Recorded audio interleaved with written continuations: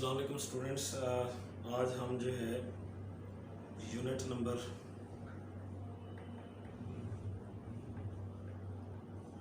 5 बनता है, ये केमिकल एनर्जेटिक्स का टाइटल है।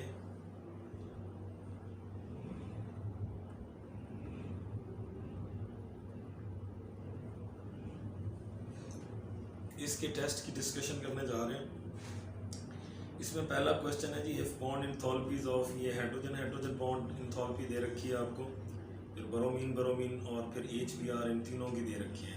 Then what is heat of reaction of, तो इसमें ये देखिए सिंपल होता है। मैंने आपको बताया था कि रिएक्टेंट में जो बॉन्ड होते हैं उनकी क्लीवेज होती है, यानी हमने ये जो हाइड्रोजन हाइड्रोजन बॉन्ड है एक प्लस ये जो ब्रोमीन ब्रोमीन बॉन्ड है, इनकी हमने क्लीवेज करनी है। तो जबकि ये जो HBr वाले हैं,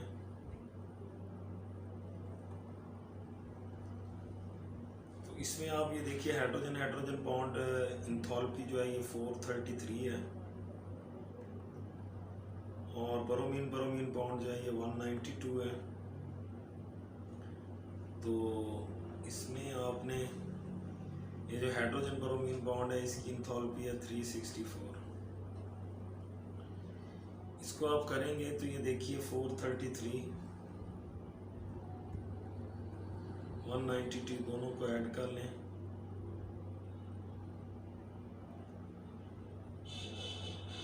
625।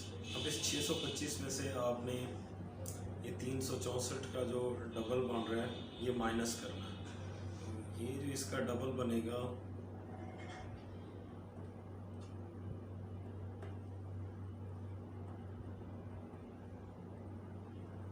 728 जो है वो इसमें से माइनस करना है। तो ये आपके पास आंसर आ जाएगा जी 7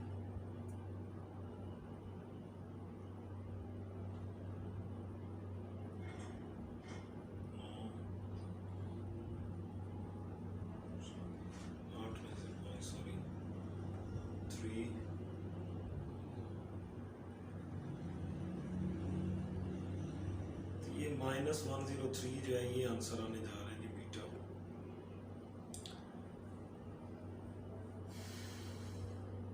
जी मेरे ख्याल में समझ आ गया होगा। ये आपको रिएक्शन ये दे रखा था, इस रिएक्शन में आपने ये एक हाइड्रोजन हाइड्रोजन बॉन्ड जो है उसकी क्लीवेज करनी है, एक ब्रोमीन ब्रोमीन बॉन्ड जो है उसकी भी क्लीवेज करनी है। रिएक्टेंट में जो बॉन्ड होते हैं उनको हमने ब्रेक करना होता है, तो इनके लिए जो है वो वैल्यू पॉजिटिव होती है। प्रोडक्ट में जो बॉन्ड होता है उसकी फॉर्मेशन हो रही होती है, इसलिए उसका साइन नेगेटिव हो जाता है। तो इस वजह से ये आपका आंसर जो है बेटा ये -103 बीटा आंसर बन रहा है। नेक्स्ट है जी, if reaction involve only solid and liquid which of the following is true. Solid liquid में ये होता है कि वॉल्यूम चेंज जो होती है दैट्स अप्रॉक्सीमेटली इक्वल टू 0। ये अगर आपने रिलेशन पढ़ा हुआ है, अब ये डेल्टा V अगर आप यहाँ 0 पुट करते हैं तो ये फिर delta H is equal to delta E। तो सॉलिड लिक्विड के लिए ये होता है कि आपके पास ये दोनों जो है वो बराबर हो जाती हैं। इंथॉल्पी चेंज और इंटरनल एनर्जी चेंज जो है वो बराबर हो जाती हैं, क्योंकि वॉल्यूम चेंज 0 होता है सॉलिड लिक्विड्स के केस में। हाँ, गैसेस के केस में वॉल्यूम में चेंज आ जाता है, तो इसलिए आंसर चार्ली है जी। नेक्स्ट है जी, ये रिएक्शन भी देख लें, हाइड्रोजन और क्लोरीन आपस में मिलके HCl बना रहे हैं। Then what would be heat of formation of HCl। ये डेल्टा H की वैल्यू आपको दे रखी है, आपसे पूछा है what would be heat of formation of HCl। तो ये हीट ऑफ फॉर्मेशन होती है 1 मोल की formation, the amount of heat evolved और absorb for when 1 mole of compound is form from its components. यहाँ बन रहे 2 मोल, ये 2 मोल की वैल्यू है 194। तो हमने इस 194 जो है इसका जब आप हाफ करेंगे तो ये बन जाता है -97, ये बनेगा किलो जॉल पर मोल। तो ये जनाब आपके पास ये चार्ली बेटा आंसर जो है वो बन रहा है, क्योंकि ये 2 मोल की वैल्यू दे रखी है। और हीट ऑफ रिएक्शन जो होती है, ये हीट ऑफ फॉर्मेशन जो होती है, ये आपसे पूछा होगा then what would be the heat of formation of HCl। तो हीट ऑफ फॉर्मेशन हमने 1 मोल की बतानी होती है जी। नेक्स्ट है heat absorb by system at constant volume, ये जी that's equal to internal energy change. Next आपको ये देखें एक रिएक्शन दिया हुआ है जी, सल्फर की ऑक्सीडेशन हो रही है, सल्फर ट्राइऑक्साइड बन रहा है, फिर दूसरा एक ये भी है, इससे भी सल्फर ट्राइऑक्साइड बन रहा है। Find out the heat of formation of SO2। देखिए आपने SO2 की फॉर्मेशन करनी है, मतलब आपको ये जो रिएक्शन, इसको मैं कह देता हूँ रिएक्शन 1 है, रिएक्शन 2 है। अगर मैं रिएक्शन 2 को रिवर्स करूँ,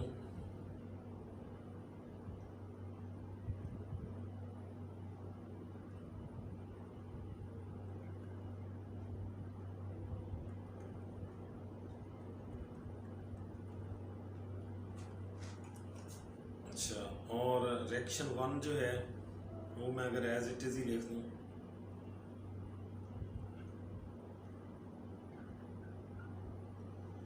और रिएक्शन 1 मैं एज इट इज़ ही लिख रहा हूँ जी, सल्फर प्लस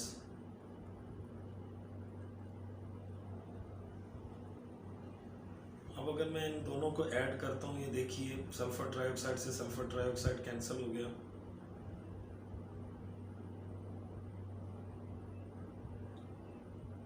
तो बाकी ये ऑक्सीजन भी कैंसिल हो जाएगी, यहाँ हाफ कट गया तो पूरा 1 रह जाएगा, ये 1.5 है ना। तो अब आपके पास जो रिएक्शन बचेगा जी वो बचेगा सल्फर प्लस O2। तो ये heat of formation of sulphur dioxide है, यानी 1 मोल सल्फर डाइऑक्साइड की फॉर्मेशन फ्रॉम इट्स कंपोनेंट। मुख्तसर बात ये आपने ये किया है कि ये जो रिएक्शन 2 था इसको आपने रिवर्स किया और फिर 1 और 2 को आपने ऐड किया है, यानी 2x y को आपने इन्वर्स कर दिया है।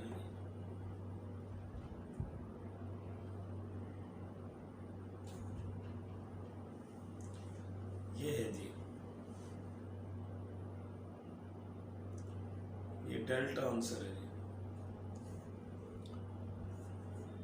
यानी बात ये है कि इन दोनों रिएक्शंस को ना, रिएक्शन 1 मैंने इसको लेबल कर दिया और इसको रिएक्शन 2 लेबल कर दिया, मैंने इन दोनों को एडजस्ट करके इन दोनों में से ये वाला रिएक्शन जो है वो बनाना है। तो उसके लिए सेटिंग ये है, देखिए सल्फर डाइऑक्साइड की आपने फॉर्मेशन करनी है तो ये प्रोडक्ट साइड पे होना चाहिए। ये जो इक्वेशन 2 है इसमें सल्फर डाइऑक्साइड मौजूद है, इसको मैंने रिवर्स किया है, इस रिएक्शन को 2 को मैंने रिवर्स किया और 1 को उसमें ऐड कर दिया, तो ये देखें ये वाला रिएक्शन हासिल हो जाएगा। तो मतलब जस्ट 2 को रिवर्स किया, पहले y था ना तो ये -y हो जाएगा और दूसरा 2x है, तो 2x - y जो है ये इसका करेक्ट आंसर है जी, delta. The value of latest energy is helpful for determining ये स्ट्रक्चर ऑफ आयनिक कंपाउंड, ठीक है, strength of binding forces between the ions, फिर सॉल्युबिलिटी ऑफ आयनिक कंपाउंड, ये तीनों बातें ठीक है जी, डेल्टा ऑल ऑफ दीज इसका आंसर आएगा। तो ये जो है बॉर्न-एवर साइकिल टेक्स्ट बुक में चैप्टर 7 में उनकी आखिरी लाइनें जो हैं उसमें ये बताया हुआ है कि लेटेस्ट एनर्जी जो है हमें ये सारी इंफॉर्मेशन देती है। Which class of reaction always has an endothermic enthalpy, तो ये जनाब आटोमाइजेशन हमेशा एंडोथर्मिक होती है, कंबस्शन हमेशा एक्सोथर्मिक होती है, सॉल्यूशन एक्सोथर्मिक भी होती है और एंडोथर्मिक भी होती है, फॉर्मेशन भी एक्सोथर्मिक और एंडोथर्मिक दोनों होती हैं। तो वाहिद आटोमाइजेशन है जो हमेशा पॉजिटिव यानी एंडोथर्मिक होगी।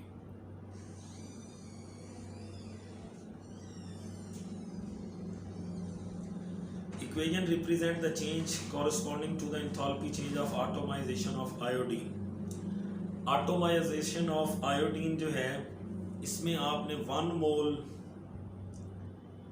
गैसियस आयोडीन बनाना है फ्रॉम इट्स मॉलिक्यूलर आयोडीन। तो ये बैलेंस करने के लिए, चूंकि इधर आयोडीन का एक एटम है, इधर बैलेंस करने के लिए हमें इसे हाफ से मल्टीप्लाई करना पड़ेगा। तो इस हवाले से ये आपके पास जो है, ये चूंकि आयोडीन सॉलिड होती है लेकिन ये गैस है, तो ए अल्फा ही इसका राइट आंसर होगा। विच of the following equation does the enthalpy change represent latest energy of sodium chloride. Latest energy of sodium chloride ये है कि सोडियम आयन गैसीय स्टेट में हो क्लोराइड आयन गैसीय स्टेट में हो, ये दोनों मिलते हैं और सॉलिड सोडियम क्लोराइड बनता है। तो ये देख लें फिर कौन सी इक्वेशन इसको रिप्रेजेंट कर रही है जनाब, ये delta. Which of the following process is endothermic? Condensation of steam जो है ये एक्सोथर्मिक है, फ्रीजिंग ऑफ वाटर ये भी एक्सोथर्मिक है, इलेक्ट्रोलिसिस ऑफ वाटर जो है ये एंडोथर्मिक है। इसमें आप एनर्जी, इलेक्ट्रिकल एनर्जी जो है वो पास कर रहे हैं। और ये कैल्शियम, यानी चूने को पानी में डालेंगे, कैल्शियम हाइड्रोक्साइड हाइड्रोजन, तो ये भी एक्सोथर्मिक है, इसमें भी हीट रिलीज होती है। तो अल्फा, चार्ली और डेल्टा ये तीनों जो हैं ये एक्सोथर्मिक है, इनमें हीट रिलीज होती है। वाहिद ये जो बीटा है, this one is endothermic process, इसमें एनर्जी अब्जॉर्ब हो रही है। Which of the following is involved in determining the enthalpy change?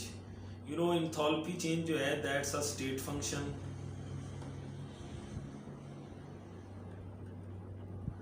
और state function जो होता है that only depends upon initial and final state only। तो it is independent on the path या route adopted by the system, that only depends upon initial and final state। तो ये इसका answer है। Next है which of the following reaction can the bond energy of carbon fluorine bond determine by using only standard enthalpy change of reaction.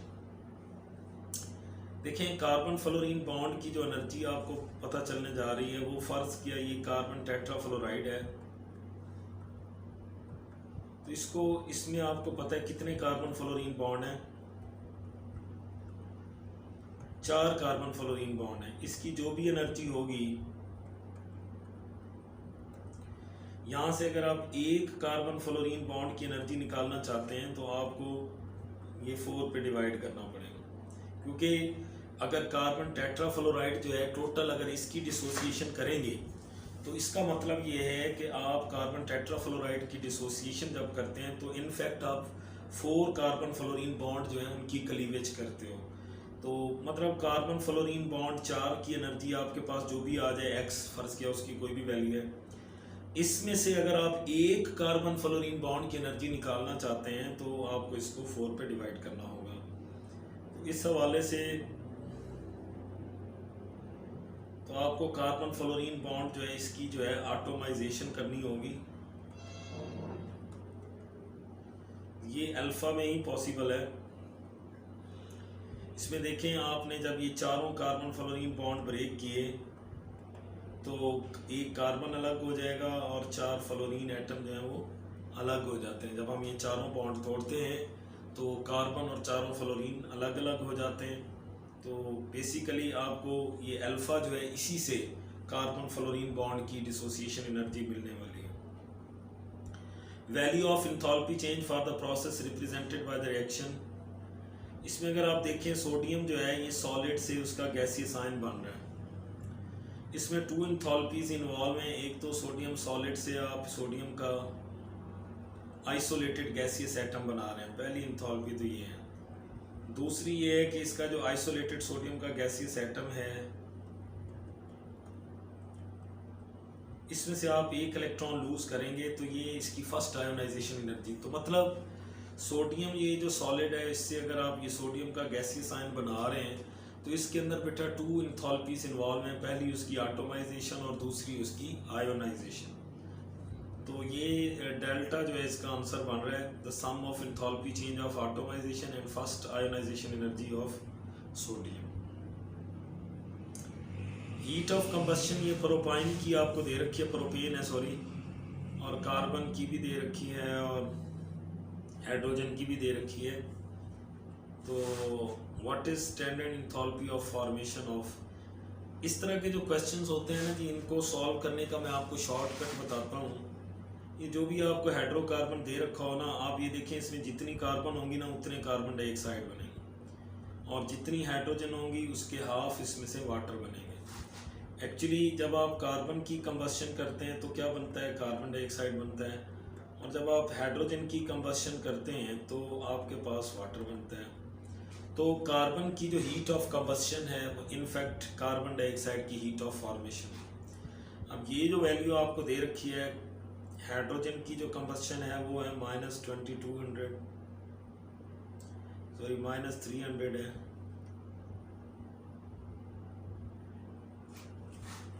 और carbon की दे रखी है -400 किलो जूल पर मोल। और ये जो प्रोपाइन है इसकी दे रखी है जी -2200। तीन चीज़ों की आपको हीट ऑफ कंबशन गिवन है, यानी एक तो प्रोपाइन की हीट ऑफ कंबशन गिवन है, दूसरा कार्बन की कंबशन और हाइड्रोजन की कंबशन। ऐसी सूरत हाल में बेटा आपने करना ये होता है, देखिए मैंने आपको बताया कि जो फार्मूला दिया हुआ है ना, आप देखें उसमें जितनी कार्बन होंगी उतने कार्बन डाइऑक्साइड बनेंगे। अब 3 बन रहे हैं कार्बन डाइऑक्साइड, तो आपने कार्बन डाइऑक्साइड की वैल्यू को 3 से मल्टीप्लाई करना है। जब 3 से मल्टीप्लाई करेंगे तो ये बन जाएगा -1200। अच्छा, वाटर कितना बन रहा है, देखें 8 हाइड्रोजन है ना, तो उसका हाफ यानी 4 वाटर बनेंगे। तो ये जो वाटर है ये 4 बन रहे हैं, तो इसलिए इसकी जो वैल्यू है आपने इसको 4 से मल्टीप्लाई करना है। 300 को भी 4 से मल्टीप्लाई करेंगे, ये भी 1200 बन जाएगा। इन दोनों को ऐड कर लें तो ये बन गया -2400। अब ये जो -2400 यानी कार्बन डाइऑक्साइड और वाटर से, यानी कार्बन की हीट ऑफ कंबशन और हाइड्रोजन की हीट ऑफ कंबशन से आपने यूँ कर लेना है। प्रोपाइन की जो हीट ऑफ कंबशन आपको दे रखी है ना -2200, इसका आपने साइन चेंज करना है +2200, और उसमें ये वाली चीज़ जो है ये ऐड कर देंगे -2400। तो आंसर हमारा बन रहा है जी -200। ये हमारा आंसर है -200। दोबारा सुन लें, इस तरह का अगर आपको कोई क्वेश्चन आ जाता है तो इसमें कार्बन की जो कंबशन आप करते हैं तो उससे बनता है कार्बन डाइऑक्साइड, हाइड्रोजन की कंबशन करते हैं वाटर बनता है। आप ये जो हाइड्रोकार्बन कोई भी आपको दे रखा है, जैसे यहाँ ये प्रोपेन है, तो प्रोपेन की आपने ना देखना है इसमें जितनी कार्बन है उतने कार्बन डाइऑक्साइड बना दीजिए, जितने हाइड्रोजन है उसका हाफ वाटर बना दीजिए। अब कार्बन डाइऑक्साइड 3 बन रहे हैं, तो कार्बन डाइऑक्साइड की वैल्यू को आपने 3 से मल्टीप्लाई किया, ये -200 ये आ गया। फिर वाटर कितना बन रहा है जी, ये 4 बन रहे हैं, तो वाटर वाली वैल्यू को आपने क्या किया, 4 से मल्टीप्लाई किया, तो ये भी -1200 बन गया। इन दोनों को ऐड कर लो, ये बन गया -2400। अब इस -2400 में ये जो प्रोपेन है इसकी हीट ऑफ कंबशन दे रखी थी -2200, इसका साइन आपने चेंज करना है, यानी ये माइनस थी तो आपने इसको +2200 बना के इन दोनों में जब आप ऐड करेंगे तो आपका आंसर -200 आ जाएगा। Okay, enthalpy change for 2 reactions are given below. Iron की और कार्बन की दे रखी है। What is enthalpy change for the following reaction. देखिए जी, उन्होंने इस रिएक्शन की इंथैल्पी चेंज आपसे पूछी है।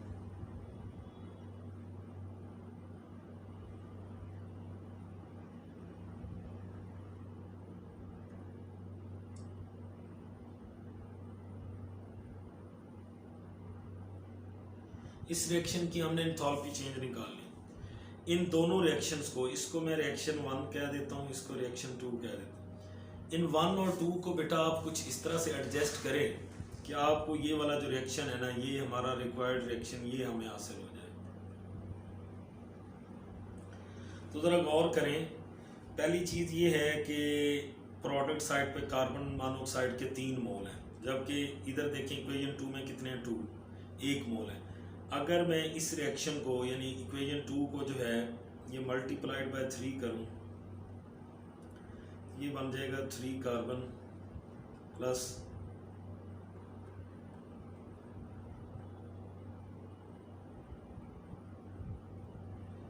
तो ये जो वैल्यू है -110, इसको भी तो 3 से मल्टीप्लाई करना पड़ेगा, तो ये हो जाएगा -330। दूसरा रिएक्शन अगर आप देखें तो उसमें जो है प्रोडक्ट साइड पे आयरन है, जबकि रिएक्शन 1 में आयरन किधर है, रिएक्टेंट साइड पे मौजूद है। हमें इस रिएक्शन को क्या करना पड़ेगा, इसको रिवर्स करना पड़ेगा।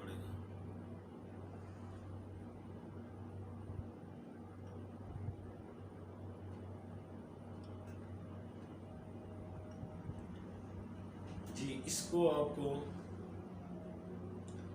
रिवर्स करना पड़ेगा। रिवर्स करेंगे तो ये बन जाएगा आपके पास यूं,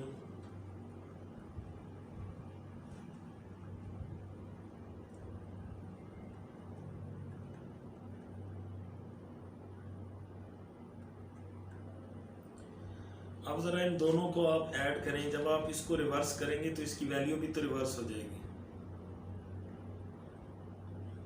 इन दोनों को आप ऐड कर लें, वो आपका आंसर आ जाएगा। तो ये ज़रा देखें इनको, इन दोनों को ज़रा ऐड करके देखते हैं। देखें ये ऑक्सीजन कट गई इससे, और बाकी क्या बचा ये देखें, 3 कार्बन आ गए, आयरन ऑक्साइड आ गया, और इधर प्रोडक्ट साइड पे 2 आयरन, वही मतलब रिएक्शन हासिल हो जाता है।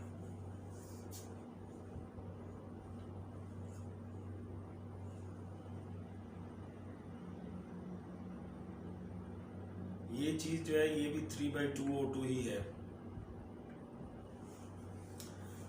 तो बस आपने इन दोनों को ऐड करना है, यानी 822 जो है उसमें से आप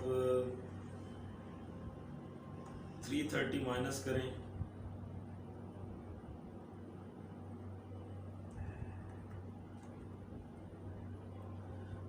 पॉजिटिव 492 जो है ये आपका answer.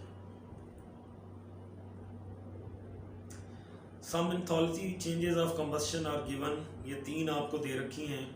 What is enthalpy change of the following reaction?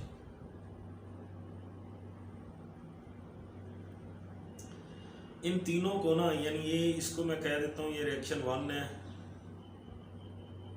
ये रिएक्शन 2 है, ये रिएक्शन 3 है। आपने इन तीनों को कुछ इस तरह से एडजस्ट करना है कि आपको ये वाला हासिल हो जाए। इसमें आप देखिए, पहली बात तो ये जो रिएक्शन 3 है, इसमें ये जो मेथनॉल है वो इस साइड पे मौजूद है। मतलब मुझे रिएक्शन 3 को रिवर्स करना पड़ेगा। इसको क्या करना पड़ेगा, ये मैं रिवर्स कर देता हूं जी।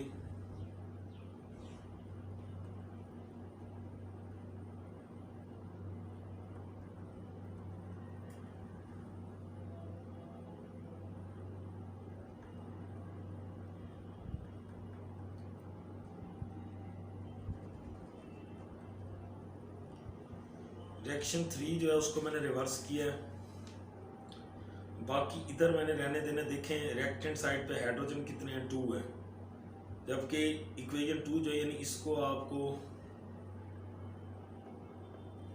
मल्टीप्लाइड बाय 2 करना है, यानी इसको आपने रिवर्स किया था तो ये पॉजिटिव 7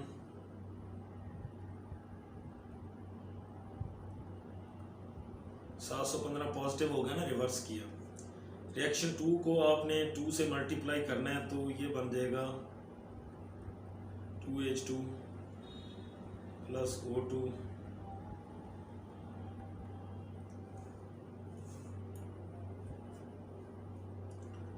अच्छा। अब तीसरे में देखें, कार्बन मोनोऑक्साइड 1 है, इसको आपने एज इट इज ही लेके आना है, एज इट इज ही। ये 286 को आपने 2 से मल्टीप्लाई किया तो ये बन रहा है 572, 5, 8 और 7, 15, 1।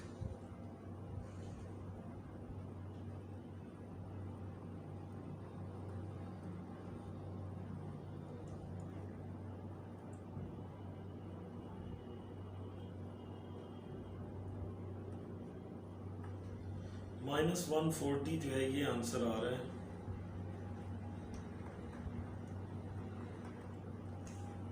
यानी अगर आप देखें ये जो रिएक्शन 1 है इसको एज इट इज ही हम लेके आ रहे हैं, carbon monoxide plus half O2। अब इन तीनों को आप जरा ऐड करें, इन तीनों को ऐड करने से आपके पास ये रिएक्शन आएगा। देख लें, कार्बन डाइऑक्साइड से ये कार्बन डाइऑक्साइड कैंसिल हो गई, ऑक्सीजन ये कैंसिल हो जाएगी, और ये 2 वाटर मॉलिक्यूल वाटर से कैंसिल हो गए। तो आपके पास बचेगा यही जी, ये कार्बन मोनोऑक्साइड, हाइड्रोजन, यही चीज़ें बच जाएंगी। मतलब ये होता है कि बेटा सादा ज़बान में आपने इन तीनों रिएक्शंस को कुछ इस तरह से एडजस्ट करना है, किसी को मल्टीप्लाई करें, रिवर्स करें, जो मर्ज़ी करें, उससे आपने ये रिएक्शन बनाना है। तो उसके लिए मैंने बताया कि ये जो रिएक्शन 3 है उसको आपने रिवर्स करना है, रिएक्शन 2 को 2 से मल्टीप्लाई करना है, और रिएक्शन 1 को एज इट इज़ लेके इन तीनों को आप ऐड करेंगे तो आपको ये रिक्वायर्ड जो आपका रिएक्शन है हासिल हो जाएगा। और इसमें आंसर आपका ये -140 है। What would B value of total enthalpy change of this reaction? तो जनाब हम क्या कर रहे हैं, इसमें भी दो काम कर रहे हैं आप। एक तो क्लोरीन की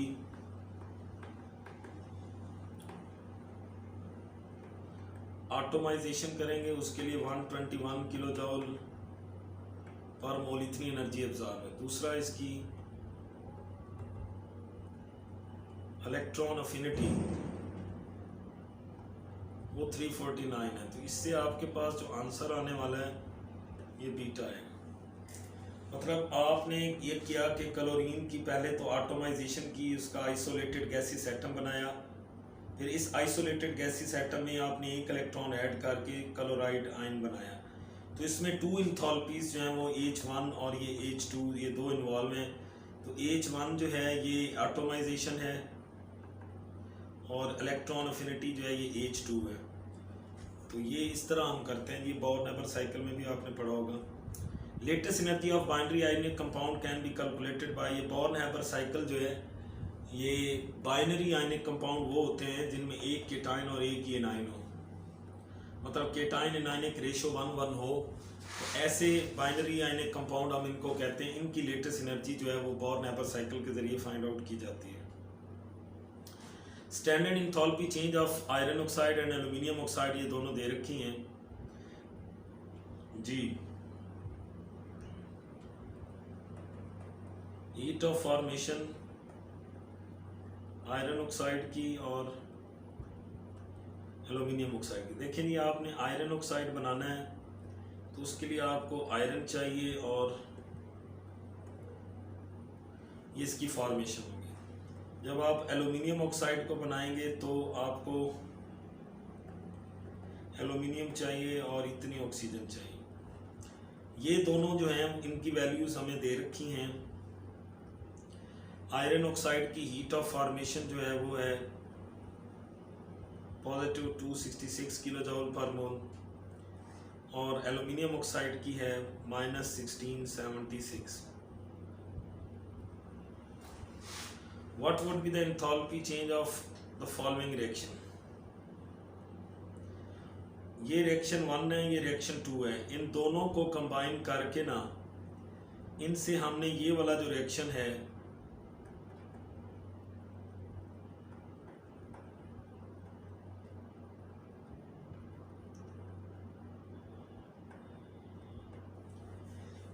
इक्वेशन 1 और 2 को आपने कुछ इस तरह से एडजस्ट करना है 1 और 2 को कि उससे आपको ये वाला रिएक्शन जो है वो आपको हासिल होना चाहिए।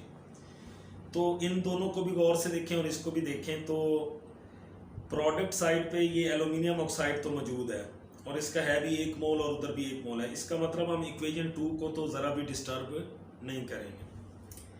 जहाँ तक ऊपर वाले की बात है रिएक्शन 1 की, तो इसमें देखें इसका जो आयरन ऑक्साइड है वो इधर रिएक्टेंट साइड पे मौजूद है और इसका जो रिएक्टेंट आयरन है वो इधर प्रोडक्ट साइड पे मौजूद है। तो एक तो हमें इस रिएक्शन को रिवर्स करना होगा और दूसरा इसके जो है मोल आपको इधर देखें नज़र आ रहे हैं, ये 3 मोल नज़र आ रहे हैं। तो हमें इस रिएक्शन को 3 से मल्टीप्लाई भी करना है और रिवर्स भी करना है।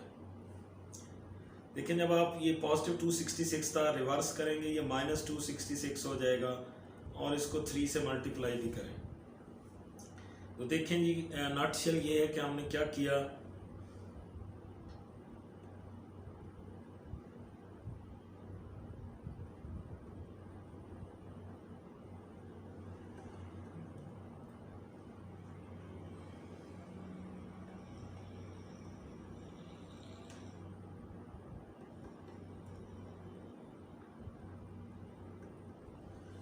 यानी इस इक्वेशन 2 को मैंने 3 से मल्टीप्लाई किया और फिर रिवर्स किया और इक्वेशन 1 को ये एज इट इज़ लिया हमने सेम, इसको सेम लिया, सेम लेके हमने इनको जो है आपस में ऐड करना है।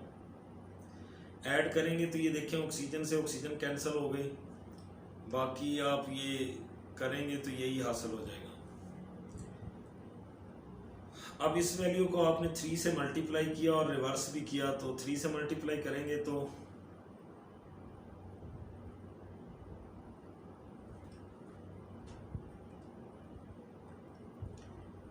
और ये माइनस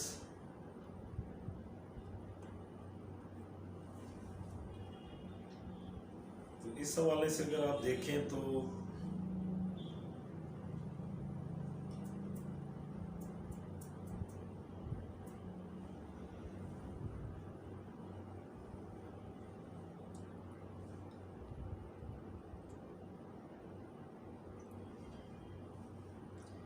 इसमें थोड़ी मिस्टेक ये होगी कि ये वैल्यू जो है कोई मतलब ज़रूर कोई नेगेटिव पॉजिटिव है, मतलब आपने इसको 3 से मल्टीप्लाई करना है और रिवर्स भी करना है, यानी रिवर्स किया -266 और 3 से मल्टीप्लाई किया, और इसकी जो वैल्यू थी ना ये एज इट इज़ ही लेंगे।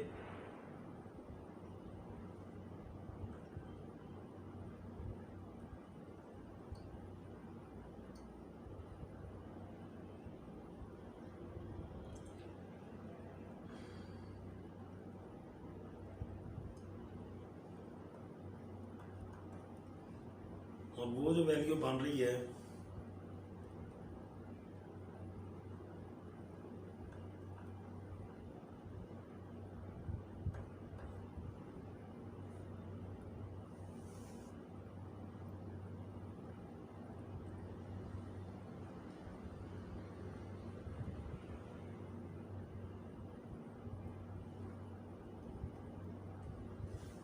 जो वैल्यूज दे रखी हैं उसके हिसाब से तो आंसर आता ही है, लेकिन इसमें जो है वो कुछ थोड़ी सी मिसप्रिंट हुई हुई है। ये वाली जो वैल्यू है ये लगता है माइनस में है,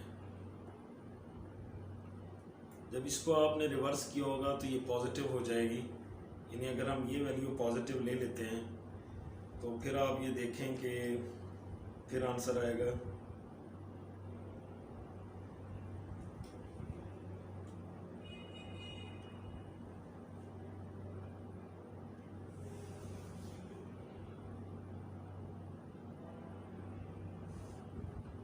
-878, ये वाला आंसर बनता है।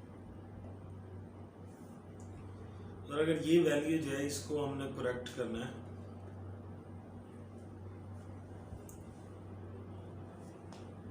आई थिंक समझ आ गया होगा आपको ना। उन्होंने आयरन ऑक्साइड की फॉर्मेशन और एल्यूमिनियम ऑक्साइड की फॉर्मेशन दे रखी थी, उन दोनों को आपने इस तरह से एडजस्ट करना है कि ये वाला रिएक्शन आपको हासिल हो जाए। What will be the value of delta H minus delta E? ये होता है कि डेल्टा एन RT के बराबर होता है। अब डेल्टा एन कैसे निकालते हैं? Number of mole of product minus number of mole of reactant. अब प्रोडक्ट के मोल हैं इधर 2 और 1 3 और 1 4, प्रोडक्ट के मोल बन रहे हैं 4 और रिएक्टेंट के बन रहे हैं 5, तो ये -1 इसका आंसर आता है।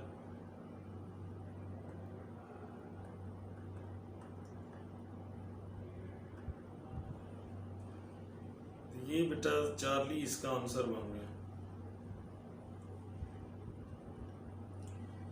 The amount of heat required to raise the temperature of 1 mole of water from 20 degree centigrade to 30।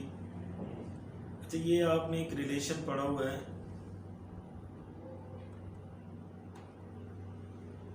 1 mole water का जो मैस होता है वो 18 ग्राम है। स्पेसिफिक हीट जो है वाटर की, ये एस स्पेसिफिक हीट 4.2 ये दे रखी है। डेल्टा टी जो है वो भी 10 है, देख रहे हैं ये डेल्टा टी। तो इस हिसाब से ये 18 को आप 42 से मल्टीप्लाई करेंगे, ये 756 जूल आंसर आएगा।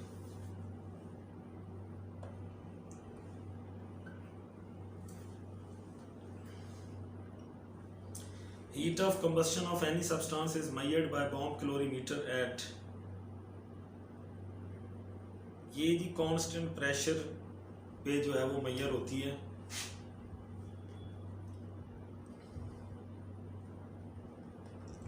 वैसे तो ये ऑल ऑफ दीज इसलिए आएगा क्योंकि वॉल्यूम जो होता है वो जो प्लाटिनम क्रूसिबल है उसका वॉल्यूम जो है वो भी कांस्टेंट होता है। इंथॉल्पीज जितनी भी होती हैं वो कांस्टेंट प्रेशर पे मेजर होती है।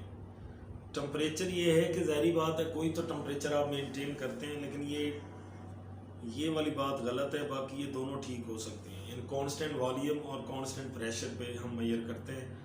टेम्परेचर जो होता है वो कांस्टेंट नहीं रहता। ज़ाहिर बात है जब आप किसी चीज़ को जलाएंगे तो उसका टेम्परेचर तो फ्लक्चुएट होता है। What would be the relation between QP and QV of the reaction? देखें, इसमें भी मैंने आपको बताया था कि अगर डेल्टा एन जो है वो ग्रेटर देन 0 हो, फिर QP जो है दैट्स ग्रेटर देन QV, और अगर डेल्टा एन लेस देन 0 है तो फिर QP जो है वो भी लेस देन QV होता है। इसमें देखें प्रोडक्ट के मोल कितने हैं जी, 4, और रिएक्टेंट के कितने बन रहे हैं, 5। तो डेल्टा एन की वैल्यू जो है वो लेस देन 0 हो रही है क्योंकि डेल्टा एन होता है प्रोडक्ट के मोल 4 हैं, रिएक्टेंट के 5 हैं, तो ये -1 आंसर आ रहा है। तो ये QP जो है ये लेस देन QV होगा जी।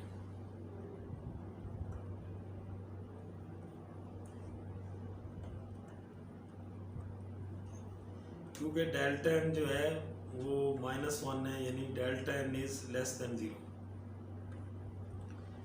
What would be the relation between QP QV of the following reaction? इस रिएक्शन में डेल्टा एन 0 है। देखें प्रोडक्ट के और रिएक्टेंट के मोल बराबर हैं। ऐसी सूरत में QP और QV दोनों बराबर होते हैं, ये मैंने आपको बताया होगा। ये पहला ही आंसर है। बॉम्ब कैलोरीमीटर जो है ये स्टील का बना होता है जी। बॉन्ड एनर्जी नाइट्रोजन बॉन्ड की ये 400 है और नाइट्रोजन ऑक्सीजन बॉन्ड की 850 है। Then what would be the enthalpy change of atomisation of,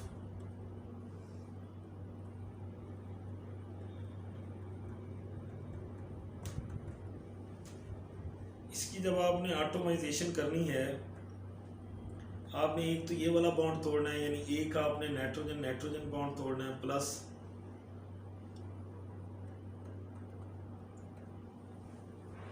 तो नाइट्रोजन बॉन्ड की एनर्जी है जी 400 प्लस इसकी एनर्जी 4 इंटू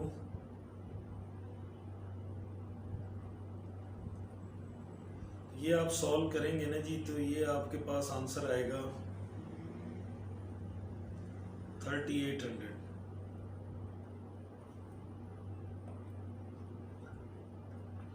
चार्ली इसका आंसर है जी। Heat of neutralisation weak acid weak base की जो होती है ये लेस देन 57.4 होती है। ये आपको बताई हुई है कि ये heat of neutralisation is less than 57.4 kilo joule per mole, इससे हमेशा कम होती है। वो आपको बताया हुआ है क्योंकि वीक एसिड और बेस जो होते हैं वो कम्प्लीटली आयोनाइज नहीं होते। उनकी आयोनाइजेशन को कंप्लीट करने के लिए हमें खुद से कुछ एनर्जी देनी पड़ती है।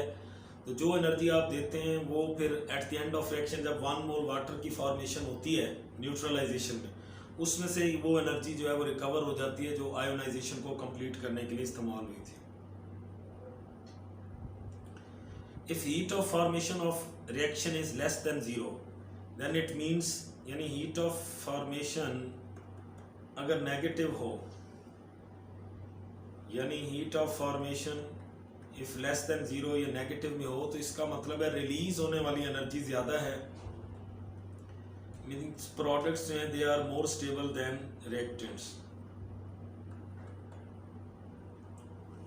प्रोडक्ट्स जो होते हैं दे आर मोर स्टेबल क्योंकि प्रोडक्ट्स में बॉन्ड फॉर्मेशन होती है, तो बॉन्ड फॉर्मेशन में रिलीज होने वाली एनर्जी ज़्यादा है, और रिएक्टेंट में बॉन्ड ब्रेकेज होती है तो उसमें एनर्जी एब्जॉर्ब होती है। एब्जॉर्ब होने वाली एनर्जी कम है, रिलीज होने वाली ज़्यादा है। तो इसके लिए यही आएगा कि products are more stable than reactants, तो ये beta answer. All of the following are state function except, दो चीज़ें स्टेट फंक्शन नहीं है, एक तो हीट और दूसरा वर्क। अब ये वर्क है जी, यही इसका आंसर है। हीट और वर्क स्टेट फंक्शन नहीं होते, ये क्या होते हैं?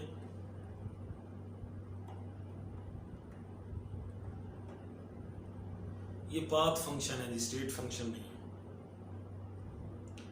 First law of thermodynamics, when work is done by the system can be written as, when work is done by the system, जब सिस्टम वर्क कर रहा होता है, then first law of thermodynamics जो है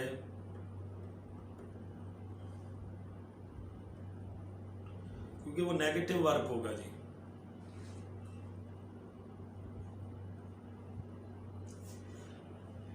work done by the system जो होता है बेटा वो नेगेटिव वर्क है।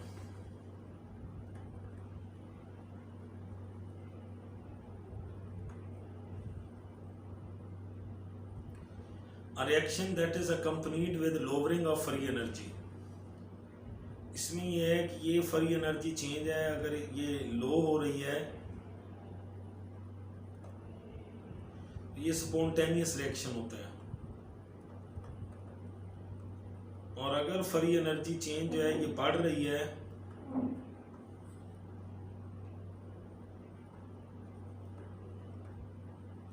तो ये नॉन स्पॉन्टेनियस रिएक्शन को रिप्रेजेंट करता है। तो डेल्टा जी यानी गिब्स फ्री एनर्जी की वैल्यू अगर नेगेटिव में है, मतलब फ्री एनर्जी कम हो रही है, तो इसका मतलब ये है कि सिस्टम स्टेबिलिटी की तरफ जा रहा है, तो इसलिए जो है ये स्पॉन्टेनियस रिएक्शन होता है। Which of the following triad of molecule have all type of kinetic energies. देखें all type of kinetic energies जो हैं वो ट्राई एटॉमिक मॉलिक्यूल जो होते हैं, जैसे आप इधर देखेंगे यहाँ डाई एटॉमिक है, ये भी ट्राई एटॉमिक पॉली एटॉमिक, तो इसमें ये वाली ऑप्शन ज़्यादा सूटेबल है। They have all type of,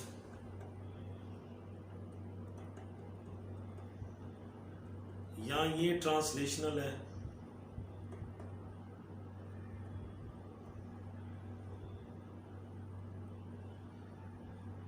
तो ये जो डाई एटॉमिक होता है इसमें ट्रांसलेशनल और वाइब्रेशनल होती है, ये आपको बताया हुआ था।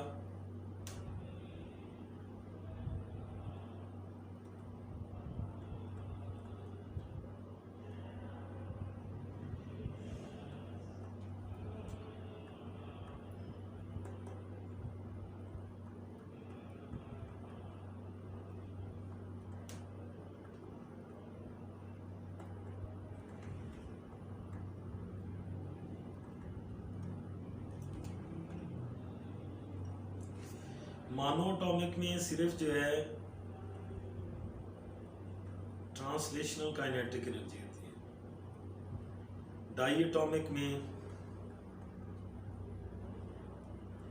ट्रांसलेशनल प्लस वाइब्रेशनल होती है। ये टोल इनमें जो है ये all kinetic energies. What would be the sum of enthalpies in the following reaction? इसमें आपको पता था ये डेल्टा H जो है ये X है और इसमें 4 एंथैल्पीज इन्वॉल्व हैं।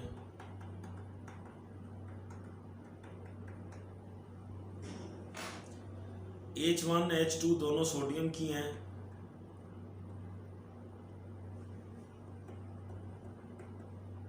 एटॉमाइजेशन और आयोनाइजेशन, ये भी एटॉमाइजेशन और इलेक्ट्रॉन अफिनिटी। तो सोडियम की जो है एटॉमाइजेशन होती है जी 108, आयोनाइजेशन है 496, क्लोरीन की एटॉमाइजेशन है 121। इन सारों को पहले ऐड कर लें।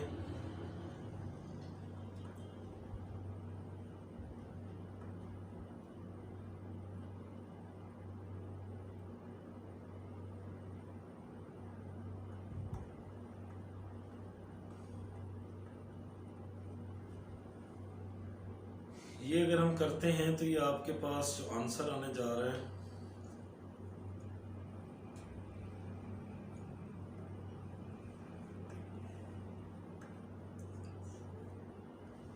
क्योंकि ये जो इसकी क्लोरीन की इलेक्ट्रॉन अफिनिटी है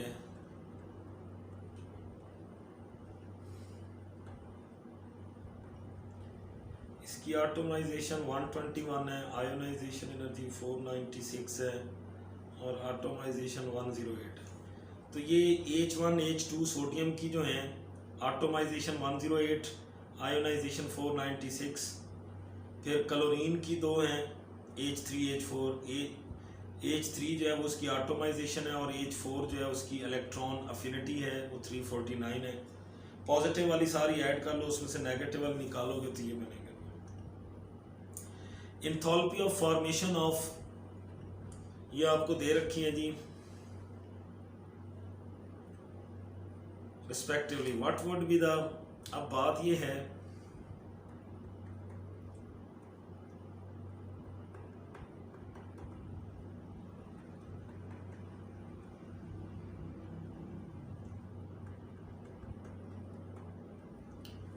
आपने इन दोनों को, यानी ये 1 और ये 2, इन दोनों को इस तरह से एडजस्ट करना है कि आपके पास ये वाली रिएक्शन आ जाए।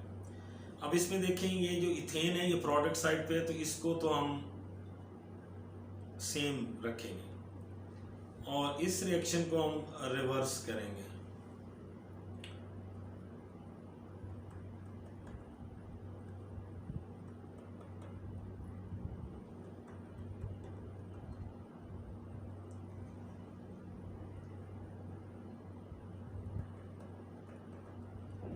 इन दोनों को अगर आप ऐड करें,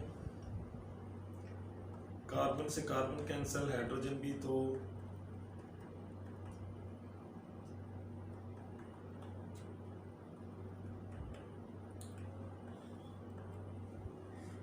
मतलब ये हुआ कि हमने ना ये जो इथीन वाली वैल्यू थी ना, इसकी वैल्यू दे रखी है आपको -1500 और इथेन की दे रखी थी आपको -1670। इसको जब आपने रिवर्स किया, यानी -1670, इसको रिवर्स किया तो ये +1500 बन गया। तो आंसर आपके पास जो है ये -270 आएगा।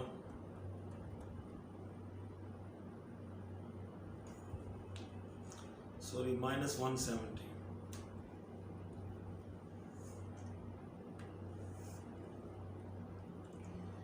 एक्सोथर्मिक रिएक्शन में enthalpy of reactant is greater than enthalpy of product.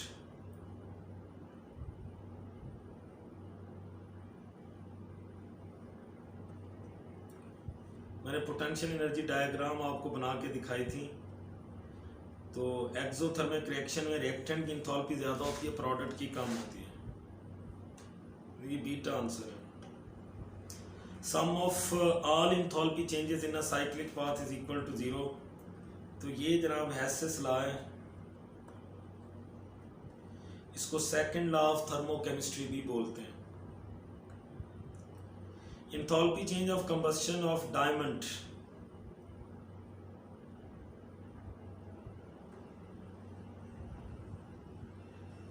इसकी जो कंबस्शन है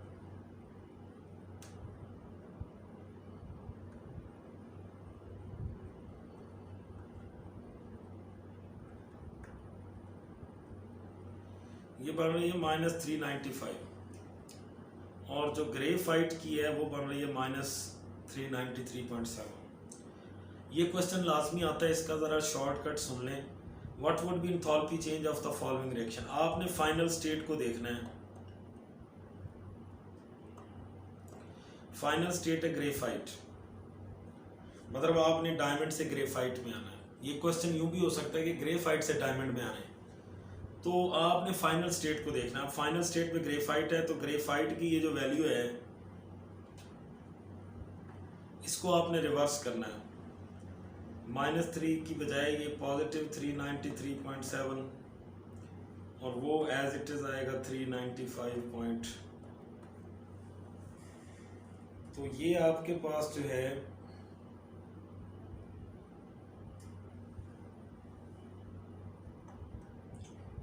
(1.3) आता है जी ये माइनस में।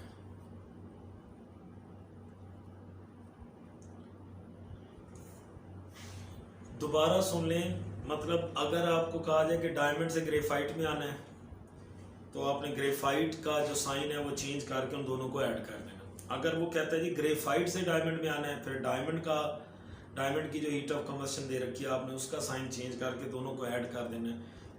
इस तरह आपका फाइनल आंसर आ जाएगा। वैसे बाय द वे अगर आप इनकी डिटेल में जाना चाहते हैं, ये अब मैं ग्रेफाइट का लिख रहा हूँ।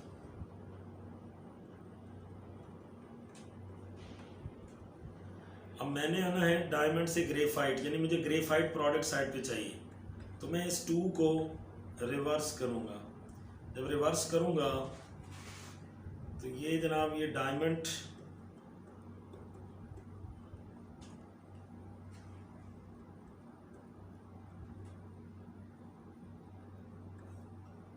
कार्बन डाइऑक्साइड से कार्बन डाइऑक्साइड कैंसिल हो गई, ऑक्सीजन से ऑक्सीजन कैंसिल हो गई, तो इधर है कार्बन डायमंड और उधर है कार्बन ग्रेफाइट।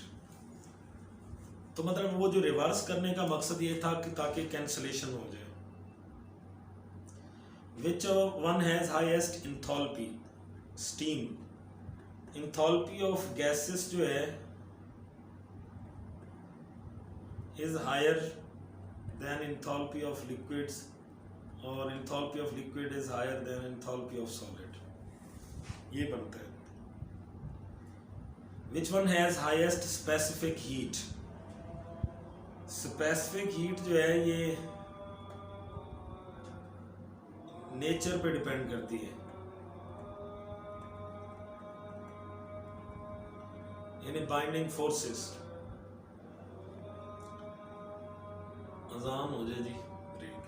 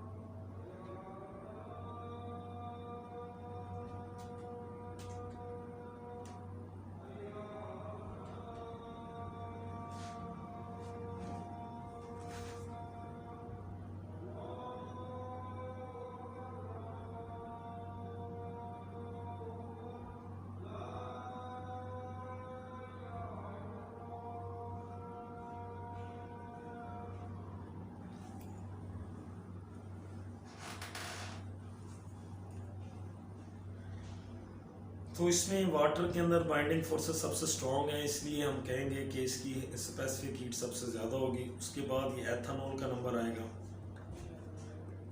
उसके बाद ये कार्बन टेट्राक्लोराइड का, और आखिरी नंबर कार्बन डाइऑक्साइड का आता है। यानी बाइंडिंग फोर्सेस, इंटरमॉलिक्यूलर फोर्सेस इसमें सबसे ज़्यादा स्ट्रॉन्ग होगी। ये क्वेश्चन है जी, energy of activation for forward reaction is higher than backward reaction.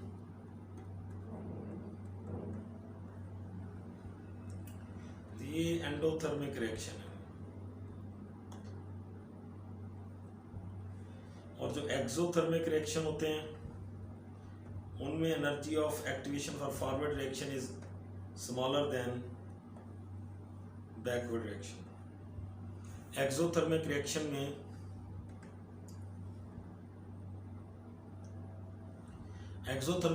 में फॉरवर्ड रिएक्शन की एनर्जी ऑफ एक्टिवेशन कम होती है, बैकवर्ड की ज़्यादा होती है, और एंडोथर्मिक में फॉरवर्ड की ज़्यादा होती है बैकवर्ड से। ये मैंने वैसे डायग्राम्स भी बना के आपको बताया।